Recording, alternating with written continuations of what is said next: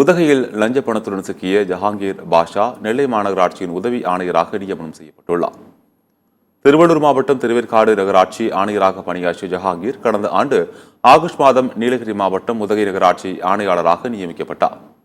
அங்கு அனுமதி இல்லாத மற்றும் விதிகளை மீறிய கட்டிடங்களுக்கு அனுமதி, வாகனங்களை நிறுத்த தனியாருக்கு அனுமதி என பணம் வாங்கிக் கொண்டு சட்டவிரோத செயலில் ஈடுபட்டதாக குற்றச்சாட்டுகள் எழுந்தது. இதனிடையே கடந்த நவம்பர் 9ஆம் தேதி பணியை முடித்துக் கொண்டு வாடகை காரில் சொந்த ஊரான சென்னைக்கு ஜஹாங்கீர் பாஷா சென்று கொண்டிருந்தார்.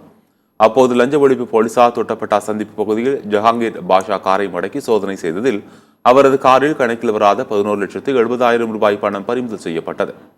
இது லஞ்ச பணம் என்பதை உறுதி செய்த பின்னர் ஜஹாங்கீர் பாஷா மீது ஊழல் தடுப்புச் சட்டத்தின் கீழ் வழக்கு பதிவு செய்யப்பட்டது. இதனையடுத்து ஜஹாங்கீர் பாஷா உதகை நகராட்சி ஆணையாளர் பொறுப்பிலிருந்து விடுவிக்கப்பட்டு காத்திருப்போர் பட்டியலுக்கு மாற்றப்பட்டார். அவரை சஸ்பெண்ட் செய்ய வேண்டும் என்ற கோரிக்கை வலுத்து வந்த நிலையில் நெல்லை மாநகராட்சி உதவி ஆணையராக அவர் நியமிக்கப்பட்டுள்ளார்.